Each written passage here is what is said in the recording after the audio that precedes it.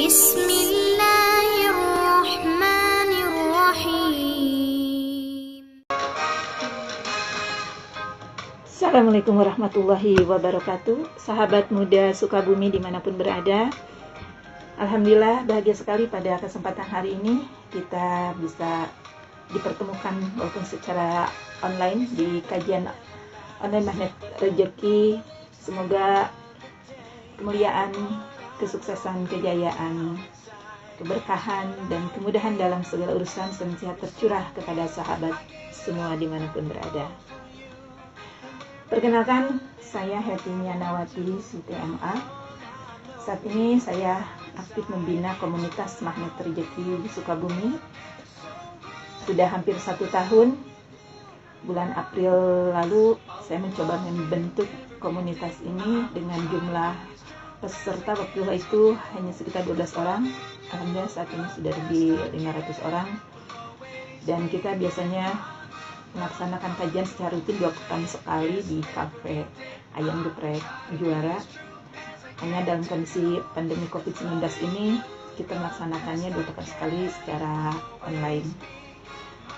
Mudah-mudahan ke depan saya bisa bersama dengan sahabat semua bisa sharing jurus-jurus dalam ilmu Magnet Rezeki yang sejatinya ini adalah sebuah ilmu Allah Subhanahu wa Ta'ala yang demikian dahsyat. Mudah-mudahan sahabat semua bisa menangkap, bisa menjadikan ini adalah salah satu ilmu kehidupan yang bisa digunakan ketika kita menghadapi berbagai kondisi dalam kehidupan kita. Ilmu Magnet Rezeki sendiri diramu oleh Ustaz Nasrullah dan dengan member sekarang sekitar lebih dari 100.000 orang dan berbagai kegiatan yang cukup semarak baik itu di Indonesia maupun di negara-negara di luar negeri sana, membuat ilmu ini saat ini demikian sangat banyak diminati dan dinikmati oleh banyak orang. Dari kegiatannya yang asalnya sekedar seminar, camp, sekarang sudah berjalan berapa angkatan itu adalah training online. Jadi sebelum kasus pandemi COVID-19 ini, Magnet Rezeki sudah mengadakan juga training yang sifatnya online, yaitu kita menyebutnya TOMR, Training Online Magnet Rezeki. Itu diikuti oleh ribuan orang dari setiap angkatannya, baik dalam negeri maupun luar negeri. Dan alhamdulillah saya pun menjadi salah satu yang terlibat dalam TOMR itu. Saya menjadi wali kelas di kelas training online Magnet Rezeki. Luar biasa, banyak sekali ilmu dan pembelajaran yang bisa didapat bagi saya sebagai wali kelas, sekaligus juga belajar di para siswa-siswa di training online Magnet Rezeki ini yang ternyata banyak sekali mereka mendapatkan banyak keajaiban dalam hidupnya. Oke, sahabat semua, dengan waktu yang tidak begitu lama mungkin saya akan coba sharingkan beberapa jurus dasar dalam ilmu Magnet Rezeki. Selamat menyimak. Oke, sekarang kita masuk kepada materi apa itu ilmu Magnet Rezeki. Secara simpelnya, ilmu Magnet Rezeki itu adalah ilmu tentang keajaiban. Ya, keajaiban itu ada dan hadir bagi mereka yang percaya. Ya, makanya saya tanyakan pada teman-teman semua, yakin nggak kalau keajaiban itu ada? Apa sih keajaiban itu? Ya, keajaiban itu adalah sesuatu yang tidak dipikir, sesuatu yang tidak kita prediksi tiba-tiba hadir gitu ya. Misalnya kita lagi pengen banget makan bakso pedas gitu. Tiba-tiba ada yang ketok rumah, ada orang nganterin, ini ada kiriman bakso pedas. Padahal kita nggak pesan, nggak beli. Nah itu ajaib gitu. Sebetulnya keajaiban itu cukup sering gitu. cukup sering kita alami. Hanya selama ini kita tidak tahu kalau itu adalah keajaiban. Misalnya ketika kita membicarakan si A, tiba-tiba si A itu lewat atau datang. Lalu kita bilangnya apa? Panjang umur, kebetulan. Nah, kita menyangkanya itu tuh adalah kebetulan. Padahal di dunia ini sebetulnya tidak pernah ada yang namanya kebetulan. Ya, itu sebenarnya keajaiban-keajaiban yang ada dalam kehidupan kita. Dan sekarang ini ternyata dalam ilmu magnet rezeki kita bisa mempelajari pola dari hadirnya keajaiban itu dalam kehidupan kita. Dan ini sebenarnya pure adalah ilmu Allah Subhanahu wa Ta'ala. Ya, ini bukan ilmu biasa, ini ilmu dari Allah yang kalau kita pelajari, ternyata kita itu bisa mengulang yang namanya keajaiban. Ya, saya ceritakan sedikit mungkin beberapa testimoni ya dari para pecinta ilmu magnet rezeki ini. Ini cukup tiap hari itu senantiasa ada ya yang orang yang memberikan testimoni. Saya sendiri di komunitas magnet rezeki Sukabumi itu udah dahsyat ya yang testimoni. Ya, itulah yang membuat kenapa anggotanya, membernya itu setiap waktu itu terus bertambah gitu. Itu tanpa promosi apa-apa gitu ya. Tapi Masya Allah, mereka akhirnya merasakan sendiri, terutama mereka-mereka yang sudah mendapatkan keajaiban, dan akhirnya orang cukup banyak tertarik untuk mempelajari ilmu ini. Saya sendiri pernah terapkan kepada anak saya ya, yang kuliah di Unpad. Saya perkenalkan ilmu magnet rezeki ini, diterapkan. Itu asalnya biasa-biasa aja IP-nya. Saya udah sejak dia kuliah saya jarang sih nanyain IP. Tapi tiba-tiba waktu itu bulan Februari saya kenalin ilmu ini, dia sharingkan ke temannya, sampai ada temannya itu yang beli bukunya gitu. Tiba-tiba bulan Juli keluar IP, itu IP-nya itu dapat 4 gitu. Ya, ini Masya Allah ajaib. Kemudian ada juga Mbak Eri itu dari Surabaya. Dia itu usianya udah 40 tahun ya. Itu selalu mau nikah tuh nggak jadi gitu ya. Tiba-tiba dia mengenal ilmu magnet rezeki ini, lalu dia mengamalkannya. Nah, tiba-tiba datang yang ngelamar itu langsung 3 orang gitu. Ya, langsung 3 orang yang sampai akhirnya dia yang memilih salah satu ya, menikah dengan salah satu yang dia yang melamar itu, yang akhirnya alhamdulillah dapat jodoh gitu. Ada juga Pak Ahmad ya dari Jakarta, itu yang dia memiliki hutang itu 5,5 M, bayangin. Itu Masya Allah bisa langsung lunas dengan waktu yang demikian demikian sebentar gitu ya. Ada juga yang banyak lah yang bisa pergi haji, umroh dan lain sebagainya gitu. Di komunitas saya sendiri ada salah satunya itu namanya Bu Iyut ya, beliau menderita kanker paru stadium 4 gitu. Qadarullah 2 bulan dia bergabung dengan ilmu magnet rezeki, diperiksa lagi, itu dokternya yang kaget gitu ya, karena tiba-tiba ya kankernya itu biidznillah, izin Allah, dinyatakan tidak berkembang lagi seseng kankernya ya. Jadi alhamdulillah beliau sekarang beraktivitas seperti biasa ya. Kalau teman-teman ingin mengenal, itu ada ya, beliau buka warung di daerah Ciaul itu,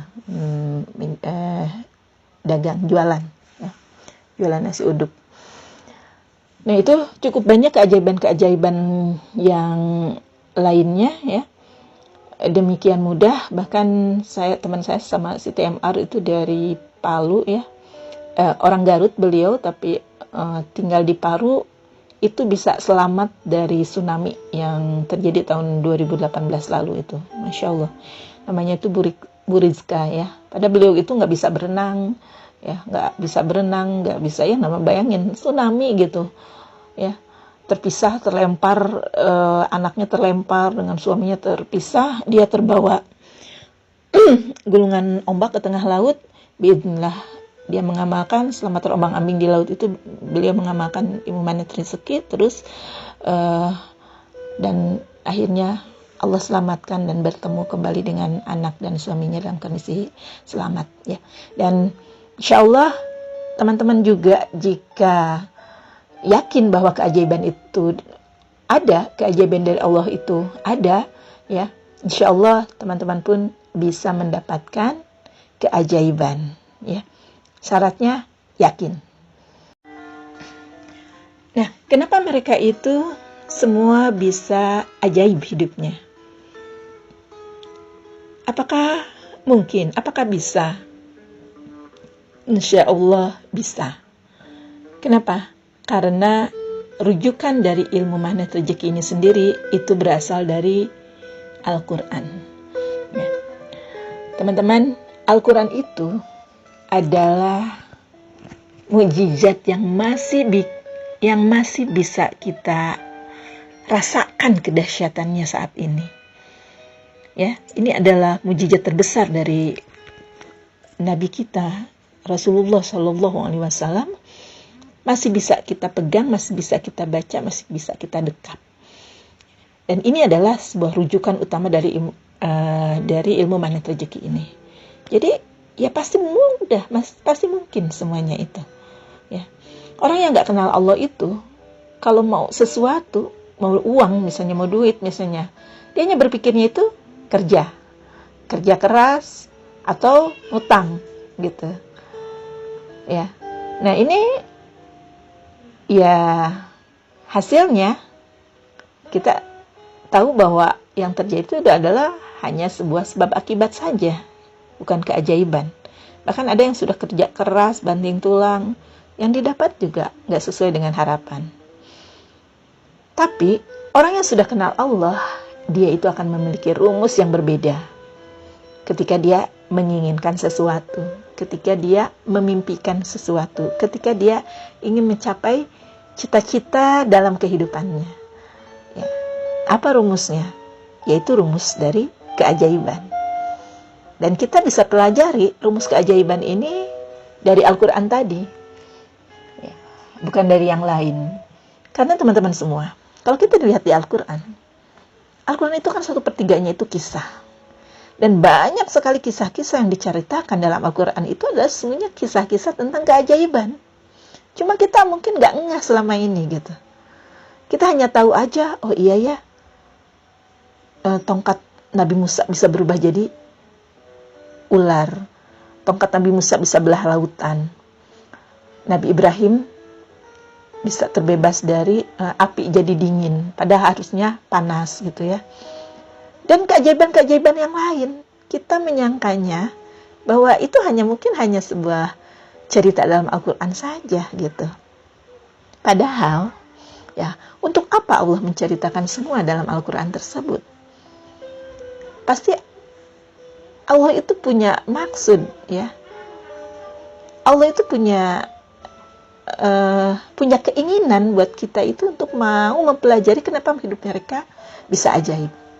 Ya, itu kan Nabi, itu kan Rasul, wajar kan mereka dapat keajaiban. Ya sebenarnya di Al-Quran ada juga cerita-cerita keajaiban yang terjadi bukan pada Nabi dan Rasul. Contohnya itu Ibunda Maryam, ibunya Nabi Isa. Beliau bukan Nabi, beliau bukan Rasul. Tapi kita tahu sendiri kisahnya di surat Al-Imran ayat 37. Ya, ketika setiap kali Nabi Zakaria datang ke mihrabnya, selalu didapatkan makanan. Wahai Maryam, dari mana makanan ini? Apa jawaban Maryam? Ya dari Allah lah. Ya, dengan santai Maryam mengatakan bahwa ini adalah dari Allah. Padahal Maryam nggak pernah masak. Di mihrab itu nggak ada alat-alat, nggak ada magicom, nggak ada kompor, nggak ada apa. Tapi tiba-tiba makanan terhidang. Itu Masya Allah, keajaiban kan? Atau oke lah, Maryam itu kan ibunya Nabi. Itu ada juga kalau teman-teman lihat di surat An-Naml. Surat An-Naml ayat 38-40 itu tahu kan kisah tentang Nabi Sulaiman dan Ratu Bilqis. Bagaimana singgasana Ratu Bilqis yang demikian megah itu dapat dipindahkan hanya dalam waktu sekejap mata. Hanya dengan kedipan sekedap mata itu sekedip mata gitu ya, tiba-tiba bisa berpindah. Siapa sebenarnya yang bisa memindahkan singgasana Ratu Bilqis itu?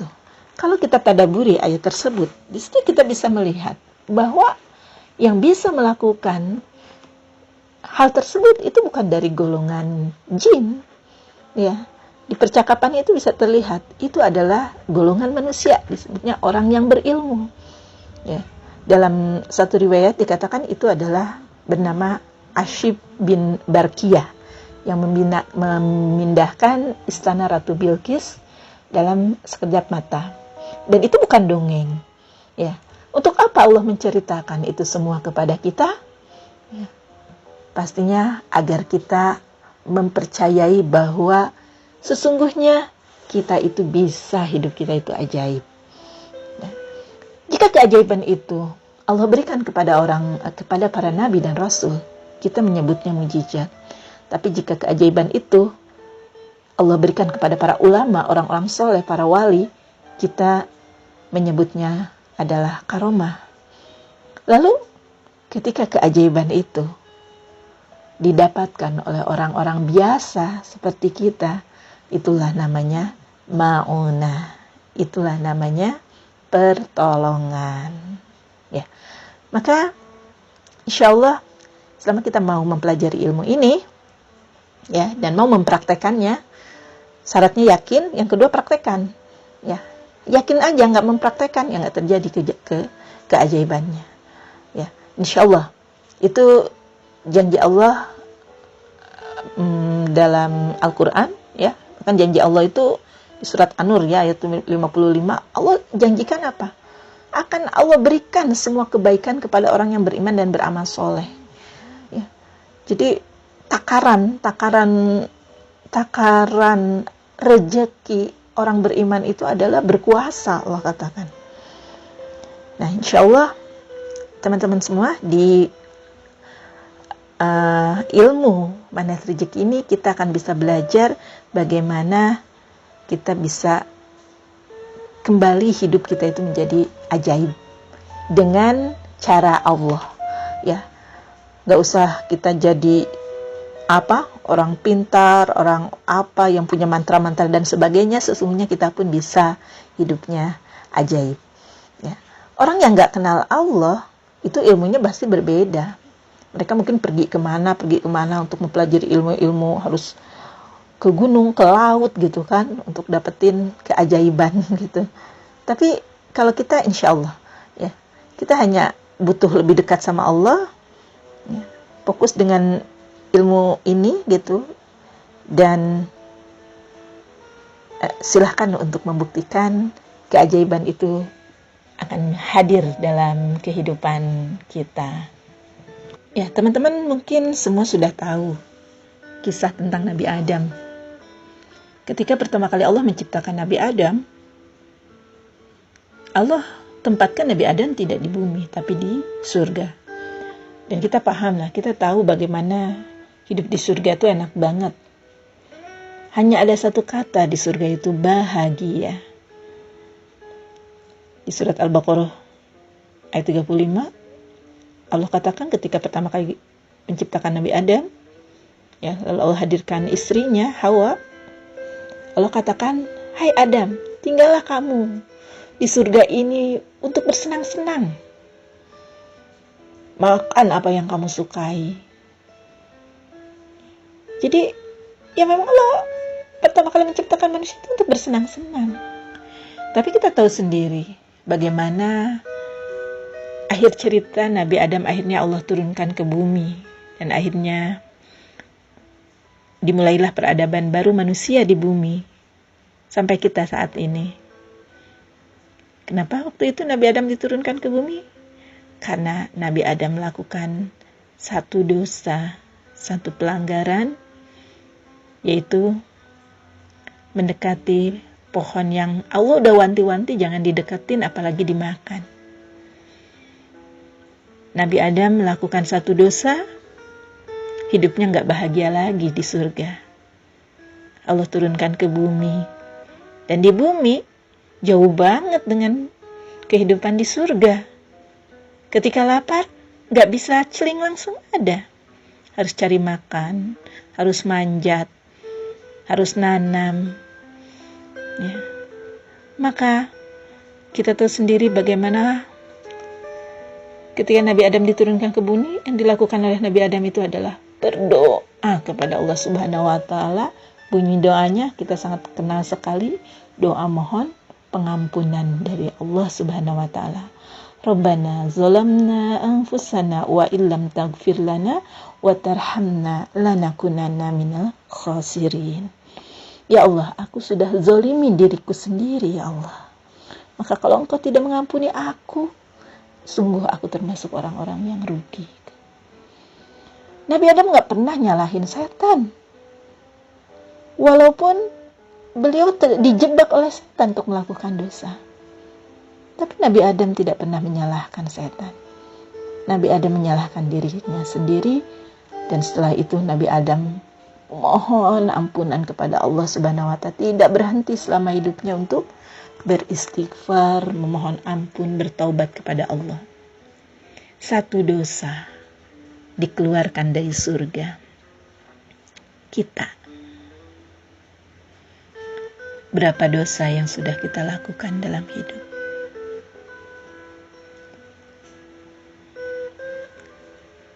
Di antara teman-teman ada yang tidak punya dosa? Maka itulah perisai yang membuat akhirnya hidup kita penuh dengan persoalan. Ketika hidup kita punya banyak persoalan yang membuat akhirnya hidup kita gak bahagia, apa-apa gak mudah didapat, selalu dipertemukan dengan orang-orang yang bikin kita kesel, bikin sakit hati dan sebagainya.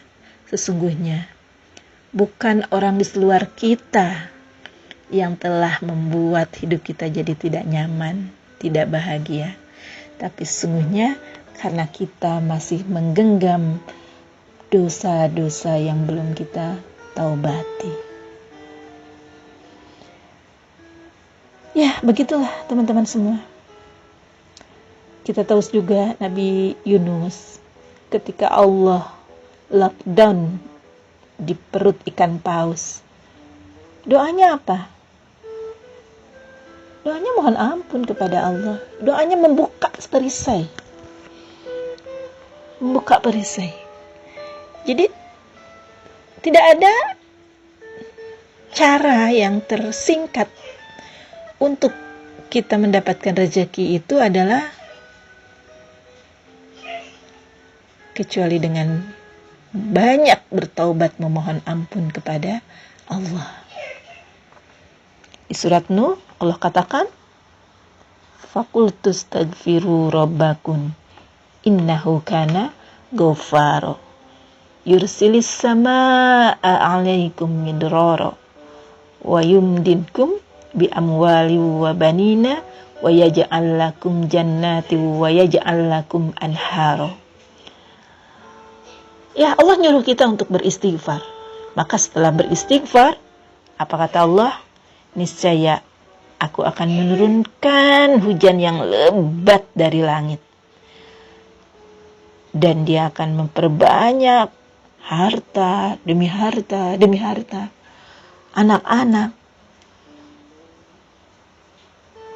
Kebun-kebun yang indah. Dan kebun-kebunnya juga gak usah kamu siram. Aku kasih sungai-sungai yang mengairi untuk bisa tumbuh subur tanaman di sana. Itu janji Allah dalam Quran. Jadi yang harus kita lakukan sekarang itu adalah pertama, kenali perisai-perisai kita. Apa perisai kita? Perisai kita kepada Allah, perisai kita kepada orang tua kita, perisai kita kepada guru-guru kita, kepada teman-teman kita, kepada saudara-saudara kita. Kita list perisai-perisai itu. Dan coba kita baca. Itulah sesungguhnya yang membuat hidup kita jadi tidak mudah. Jangan sepelekan satu pun sebuah amalan dosa, teman-teman. Karena semuanya itu pasti akan menghadirkan persoalan dalam hidup kita. Pasti akan membawa ketidaktenangan dalam hidup kita. So, setelah kita mengenal tentang jurus perisai rezeki ini, akhirnya kita tidak akan jadi orang yang selalu mencari kambing hitam atas segala persoalan yang hadir dalam kehidupan kita. Ya. Jadi silakan teman-teman mencoba untuk melakukan refleksi, melakukan kontemplasi diri, merenung. Ya, pas Ramadan mungkin cukup banyak waktu, pegang bolpen, buku, tuliskan. Saya sekarang punya persoalan enggak? Tuliskan persoalan itu. Mungkin ada keinginan udah lama nggak bisa terwujud.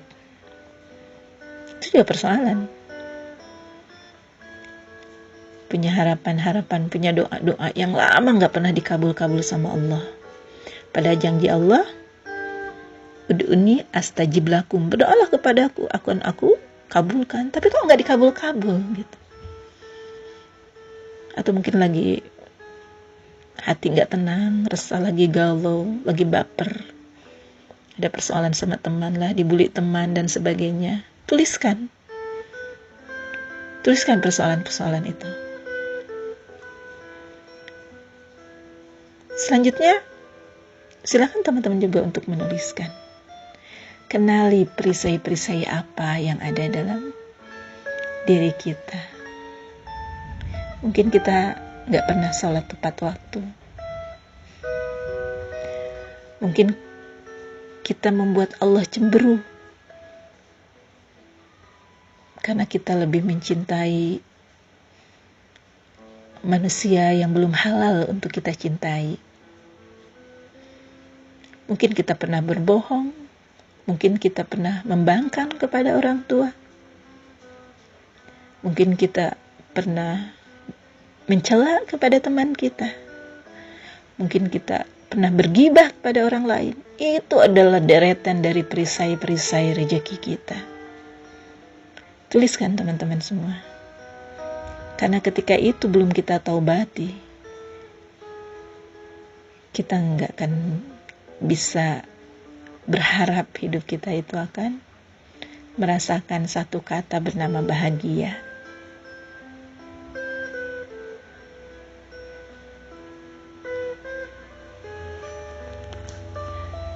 Inilah yang dilakukan oleh orang magnet rezeki. Ketika cara barat, cara orang lain, mereka tuh mau sesuatu, mau uang, misalnya mau duit, mereka bekerja, mereka ngutang. Maka cara Islam itu, kalau kita mau uang, mau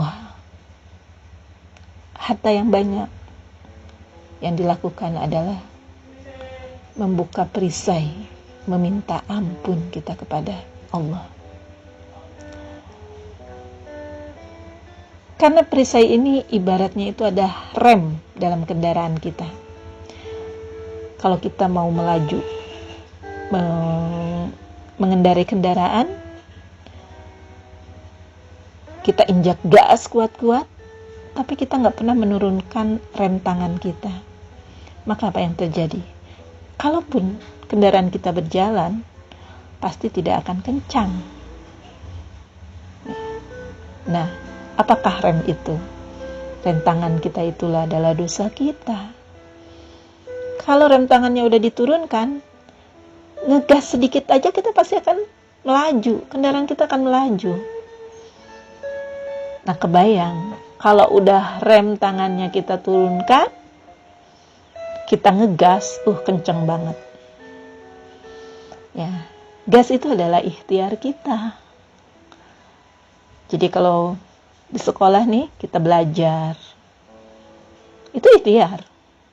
Tapi kalau kita nggak pernah menurunkan rem tangan kita nggak pernah bertaubat atas dosa-dosa kita, pasti ilmu kita tuh nggak akan barokah. Nilai kita mungkin besar, prestasi kita mungkin bagus, tapi hati kita itu nggak bahagia, nggak tenang. Jadi setelah memahami jurus pertama ini, silahkan lakukan sholat taubat. Ingat dosa-dosa yang sudah kita lakukan, dosa kita pada Allah, dosa kita kepada orang tua, dosa kita kepada saudara-saudara kita, kepada keluarga kita, kepada teman-teman kita. Ingat sebisa kita ingat, lalu lakukan salat taubat. Bertobat kita kepada Allah. Apalagi ini Ramadan, Masya Allah ya. Janji Allah, man shoma ramadhana imanan wa ihtisaban, ghufira lahu ma taqaddama min dambi. Siapa yang melaksanakan saum Ramadan dengan penuh keimanan, kesungguhan dan perhitungan, Allah akan ampuni dosa-dosanya. Ya, Masya Allah. Tapi syaratnya tadi pakai iman. Saumnya pakai iman. Ya, gunakan iman. Itu Allah akan hilangkan perisai-perisai kita. Luar biasa kan? Makanya janji Allah Ramadan itu erat sekali sama rezeki Ramadan itu. Wa may yattaqillaha yaj'al lahu makhraja. Ramadan itu Allah ingin membuat kita jadi takwa, dan setelah takwa Allah akan kasihkan rezeki untuk kita. Ya, syaratnya tadi Ramadan ini kita harus benar. Ya.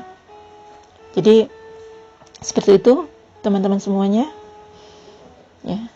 Banyak lakukan salat taubat, bertobat, taubatan nasuha kita atas dosa-dosa kita. Setelah itu perbanyaklah istighfar. Ya. Tadi di surat Nuh itu, faqultu astaghfiru rabbakum innahu kana ghafar. Banyaklah kita bertobat, banyak kita beristighfar kepada Allah. Dan teman-teman bisa lihat, bisa searching gitu ya, keajaiban dari istighfar itu luar biasa. Lakukan itu, lakukan aja, jangan banyak dipikir. Lakukan dan silahkan teman-teman merasakan sensasi keajaiban dalam hidup. Sesimpel itu, ya sesimpel itu. Insya Allah, luar biasa. Baik, kita sekarang masuk kepada jurus yang pertama. Jurus pertama ini, jurus pertama dan utama. Karena jurus-jurus yang lain itu adalah turunan dari jurus pertama ini. Ibarat pohon ya, ibarat pohon ada dahan utama, ada rantingnya. Maka jurus pertama ini adalah dahan utamanya. Sementara jurus-jurus yang lain itu adalah ranting-rantingnya. Ya, jurus yang pertama ini bernama perisai rezeki. Teman-teman semua, sungguhnya rezeki itu seperti air bah. Dia turun dari atas ke bawah, dan kita yang ada di bawahnya sudah pasti terkena airnya. Ya kan? Kalau air tuh ditumpahin dari atas, kita di bawah, udah pasti kita kena. Tapi ada loh orang yang gak dapetin air itu, yang gak kena air itu. Siapakah mereka? Mereka adalah yang memasang, yang memakai perisai, yang memakai benteng, yang memakai pelindung. Kayak kita hujan-hujanan, hujan deras gitu kan. Siapa orang yang tidak terkena air hujan? Kita lagi jalan nih, di jalan kaki, nggak di kendaraan ya. Hujan deras, jalan kaki di jalanan, kira-kira kita basah kuyup nggak? Basah ya. Nah, siapa orang yang nggak basah kuyup oleh air hujan itu? Adalah mereka yang memakai pelindung, memakai perisai. Perisainya itu adalah payung, mungkin jas hujan. Nah, gimana supaya kita kena air itu gitu? Ya, gimana biar kita mendapatkan air itu gitu? Gimana supaya kita bisa dapat rezeki itu? Ini kita samakan dulu ya, rezeki itu kan nggak semuanya itu dalam bentuk materi ya. Sebenarnya segala yang Allah berikan kepada kita itu adalah rezeki, termasuk kebahagiaan, ketenangan itu adalah rezeki. Nah, kalau kita sering galau, sering baper, sering ilfil ke orang, ya, itu sebenarnya kita lagi dijauhin nih sama rezeki. Punya uang banyak juga, tapi bawaannya sedih, kesel, marah gitu. Itu kan gak enak ya. Banyak orang pergi jalan-jalan ke luar negeri, pesiar, bayar travel mahal. Untuk apa? Untuk nyari kebahagiaan. Ya. Apakah kebahagiaan itu bisa diperoleh dengan semua itu gitu? Ya. Nah, rezeki itu kan ada dua ya. Ada yang berkah, ada yang berlimpah. Bisa jadi orang itu dapat berlimpah gitu, tapi nggak berkah. Kayak gimana tuh? Ya, yang berkah, yang berlimpah tapi nggak berkah. Misalnya, uang banyak, penghasilannya 100 miliar, tapi setiap bulan dia harus cuci darah, jantungnya harus di-bypass, makannya pun dibatasi. Apakah 100 juta atau 100 miliar itu berarti untuk hidupnya? Enggak. Ya. Nah, makanya kita inginnya rezeki seperti apa? Ya pastinya inginnya tidak hanya berlimpah tapi juga berkah. Kalaupun tidak berlimpah, ya minimalnya berkah gitu. Kalau berkah itu udah pasti bahagia. Tapi berlimpah belum tentu. Kembali lagi kepada yang tadi. Siapa orang yang tidak mendapatkan air gitu, atau tidak dapatkan rezeki? Ya, yang tidak dapat rezeki itu adalah mereka yang memasang perisai, dan mereka cinta banget perisai itu, dengan perisai itu. Jadi kalau untuk dapatin rezeki, sesungguhnya simple aja. Kita buka aja perisainya. Begitu perisai dibuka, maka keajaiban akan datang. Sangat sederhana sekali. Ya, buka perisai, maka rezeki akan datang kepada kita.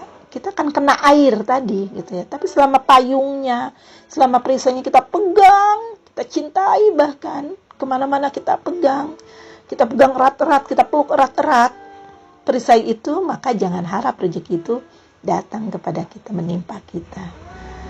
Ya, alih-alih ya tadi menimpa tetapi tidak berkah tadi, nggak bikin bahagia. Nah, sekarang kita kenali apa itu perisainya.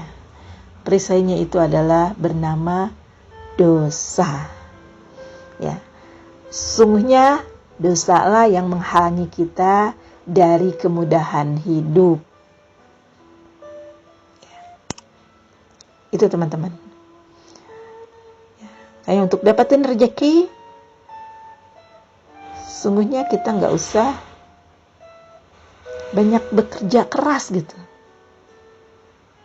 Dengan kerja yang biasa aja, itu rezeki pasti datang. Asal apa? Perisainya dibuka. Apalagi kalau kita kerjanya lebih keras lagi. Itu mantap. Ya, jadi dosalah yang jadi perisai hidup kita. Ya, oke teman-teman. Setelah kita meyakini bahwa keajaiban itu ada, yang berikutnya yang harus kita pahami itu adalah kita pun meyakini adanya dunia energi atau dunia kuantum, dan dunia energi atau dunia kuantum ini adalah dunia primer kita. Dunia nyata kita itu sesungguhnya adalah dunia sekunder. Di dunia kuantum, di sanalah keajaiban itu terjadi. Apa itu dunia energi atau dunia kuantum itu? Di mana letaknya pada diri kita? Dunia kuantum itu adanya di pikiran kita. Dunia kuantum itu adanya di perasaan kita. Dunia kuantum itu adanya di spiritual kita. Adanya di motivasi kita, adanya di niat kita. Makanya kata Rasulullah apa? Ingatlah, dalam tubuh manusia itu ada segumpal daging. Ya, kalau dia itu baik, maka baiklah semuanya. Kalau dia buruk, maka buruklah semuanya. Dan itu ada bernama kolbu. Gitu. Kita terlihat nggak? Kolbu itu terlihat nggak? Nggak kelihatan. Dan kolbu itu kan bukan hati yang bentuknya love seperti itu. Kalau di binatang itu bisa dimakan gitu ya. Bukan hati liver, bukan.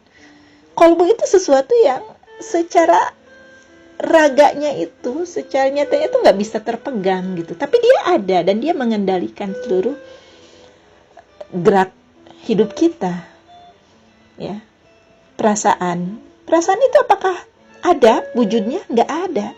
Pikiran itu apakah ada wujudnya? Nggak ada. Tapi itu semua itu bisa mengendalikan kita. Nah, kita menyebutnya itu adalah sebagai dunia kuantum. Dunia kuantum itu adalah sesuatu yang ada dalam pikiran kita, ada dalam perasaan kita, ada dalam spiritual kita, dalam kolbu kita. Maka, teman-teman semua, ketika kita ingin, ketika menginginkan kehidupan kita adalah kehidupan yang baik, ya kita harus baikkan apa yang ada dalam pikiran kita, dalam perasaan kita, dalam motivasi kita. Di sanalah sebetulnya ilmu magnet rezeki ini bekerja. Nah, di dunia energi ini, di dunia kuantum ini, kita itu semua adalah satu, sama, dan terhubung. Kita satu, sama, dan terhubung. Di dunia kuantum itu, nggak ada saya, nggak ada kamu. Semuanya itu adalah aku. Makanya, orang yang sudah memahami magnet rezeki, akhirnya dia sangat berhati-hati. Ketika dia mengejek seseorang, ketika dia mencela seseorang, sesungguhnya dia sedang tidak mengejek orang lain. Dia tahu bahwa di dunia kuantumnya, di dunia energinya, sesungguhnya dia sedang mengejek dirinya sendiri. Misalnya, kamu norak, Nah, sebetulnya bukan kamu norak. Dalam dunia energi, saya norak. Kemudian di dunia energi itu, kita tuh nggak pernah, tidak ada mengenal masa lalu, masa yang akan datang, nggak. Di dunia energi itu, semuanya itu adalah saat ini, masa sekarang semuanya. Makanya, teman-teman pernah nggak mengingat sesuatu kejadian di masa lalu, gitu ya, yang kejadian itu nggak mengenakan, ya, misalnya pernah difitnah orang, gitu ya, sama si A, gitu, kita difitnah sampai kita tuh dipermalukan, pokoknya itu menjadi satu memori yang nggak baik banget dalam diri kita. Lalu tiba-tiba kita bertemu dengan orang itu atau disebut nama si A itu kita langsung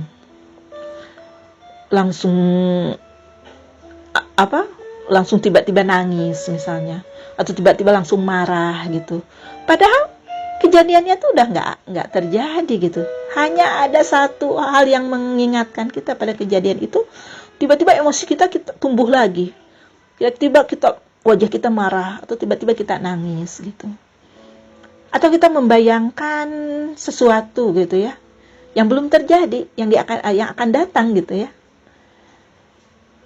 Yang misalnya, aduh gimana ya kalau saya terkena virus corona gitu kan. Padahal kita saat ini sehat-sehat saja, tapi kita pikirkan itu. Tiba-tiba kita merasa ketakutan, panas sedikit kita langsung parno dan sebagainya. Nah, itu di mana proses itu terjadi? Semuanya prosesnya itu ada di dunia energi, ya, ada di dunia kuantum. Jadi yang kedua, pahami bahwa dunia nyata kita itu adalah dunia energi, dunia kuantum, dunia yang ada dalam pikiran, perasaan, dan spiritual kita. Ya, oke, teman-teman, paham ya? Ini pahamin dulu, ya, pahami dua hal ini dulu, maka kita akan lebih mudah nanti berbicara ke depannya. Ya, memahami dunia kuantum ini, karena dunia kuantum ini adalah satu akses tercepat untuk kita meraih keajaiban. Ya, kalau kita masih terus terjebak di dunia nyata, ya kitanya masih terjebaknya pakai logika akal gitu. Sementara kita belajar magnet rezeki ini, kita akan menggunakan logika iman. Ya, karena keajaiban itu hanya bisa dijangkau, hanya bisa dipercaya itu oleh iman. Tanpa iman, kita pasti nggak ngerti kenapa itu bisa begini, bisa begitu. Kenapa laut bisa terbelah? Kenapa nggak masak tiba-tiba makanan ada? Kenapa goyangin pohon korma, ya, bisa bergerak gitu kan? Buahnya bisa jatuh. Itu kan hanya logika iman yang bisa mencapai itu.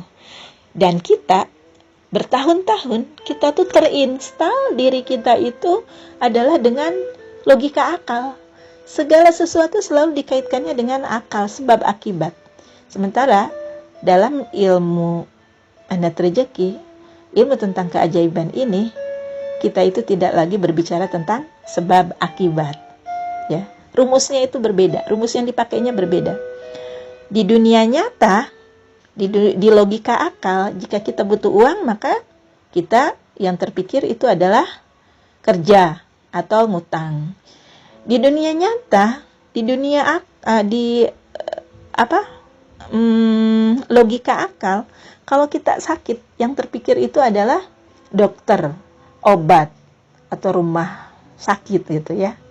Itu berarti kita masih pakai logika akal.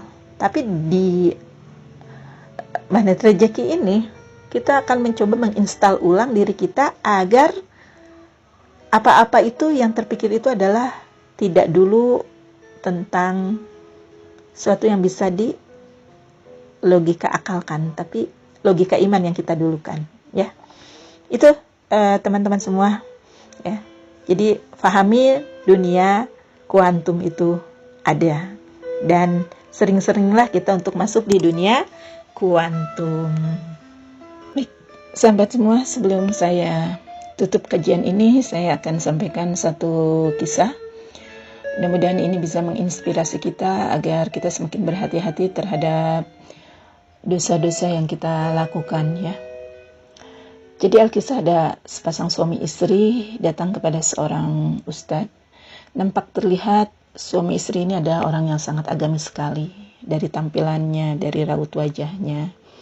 Mereka menggunakan hijab, sang istri menggunakan hijab. Sang suami juga menggunakan baju takwa, dan terlihat wajahnya yang bersih. Nampak bekas-bekas sujud di keningnya. Sepasang suami istri itu berkonsultasi dengan ustadz tersebut, ya, terkait persoalan rumah tangga mereka yang belasan tahun itu tidak tuntas-tuntas gitu.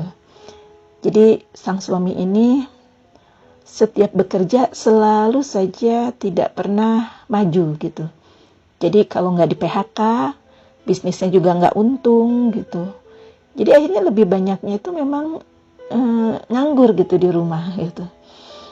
Jadi selama belasan tahun pernikahan mereka, kehidupan sehari-hari itu memang ditanggung oleh sang istri, yang kebetulan istrinya itu adalah seorang ASN, seorang PNS gitu ya. Ya, singkat cerita, ustadz tersebut akhirnya mendiagnosa itu dengan mengajukan beberapa pertanyaan yang harus diisi gitu ya. Ditulis, diisi, dan daftar pertanyaan itu adalah memang isinya adalah tentang dosa-dosa besar. Hanya memang ada satu yang tidak ditanyakan oleh ustadz tersebut, karena kalau melihat dari tampilannya, sepertinya ini orang-orang yang sangat soleh gitu ya. Satu pertanyaan nggak ditanyakan kepada mereka sampai selesai, ya, diagnosa atas dosa-dosa besar itu. Apakah Anda berbuat pernah syirik, pernah durhaka pada orang tua dan sebagainya, itu dijawab, dan semuanya itu tidak pernah mereka lakukan. Akhirnya ustaz ini cukup penasaran. Dia minta berbicara face to face sama suaminya, karena dia melihat sepertinya ini ada di suaminya gitu, perisainya itu ada di suaminya. Maka ngobrollah mereka berdua, istrinya menunggu di luar, dan ketika ditanyakan sama sang ustadz, apakah bapak dulu sebelum menikah pernah berbuat zina? Dan subhanallah, sahabat semua, sang suaminya itu menangis terseduh-seduh. Dia mengatakan kepada ustadz tersebut, ya ustadz, sebelum saya menikah, saya pernah berzina dengan perempuan lain. Ya, Masya Allah. Maka sang ustadznya langsung memberikan nasihat, ya inilah yang jadi perisai, yang jadi hijab rezeki kamu gitu, selama ini.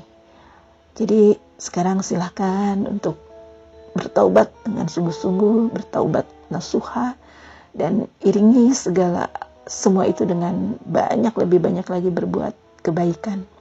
Sampai kapan? Sampai Allah tahu gitu ya, kapan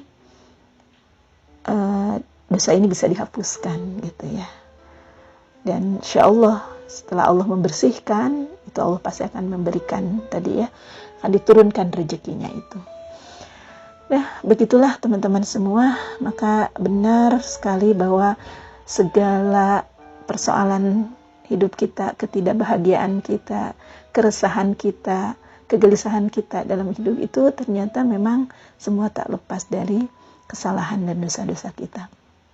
Ya, jadi sekarang setelah kita memahami materi ini, jika kita mendapat satu tantangan, satu persoalan, satu hal-hal yang tidak kita suka, stop untuk menyalahkan orang lain. Tapi kita memilih untuk menunjuk diri kita sendiri, ini pasti ada peran saya, pasti ada peran dosa saya, pasti ada peran kesalahan saya. Kenapa saya akhirnya difitnah, kenapa saya akhirnya dizolimi, kenapa akhirnya saya tidak mudah gitu kan untuk mencapai cita-cita saya dan sebagainya. Kita memilih untuk kembali kepada Allah, mengakui diri kita banyak salah, dan kita berharap semoga Allah mengampuni dosa kita dan akhirnya Allah menunjukkan jalan kemudahan dalam setiap urusan kita. Ya, alhamdulillah sahabat semua, mungkin untuk kajian kali ini saya cukupkan sampai di sini. Mari kita senantiasa bersama-sama bertekad untuk terus belajar memperbaiki diri kita dan terus menjadikan taubat, istighfar adalah satu aktivitas rutin kita. Tidak menunggu Ramadan harus 1 tahun sekali, tetapi setiap harinya kita bersungguh-sungguh untuk memohon ampun kepada Allah Subhanahu wa taala. Semoga Allah membimbing kita semua, Allah memudahkan urusan kita semua, dan Allah memberikan kekuatan kepada kita untuk bisa selalu istiqomah di jalan Allah. Wallahu a'lam bishawab. Billahi taufiq wal hidayah. Wassalamualaikum warahmatullahi wabarakatuh.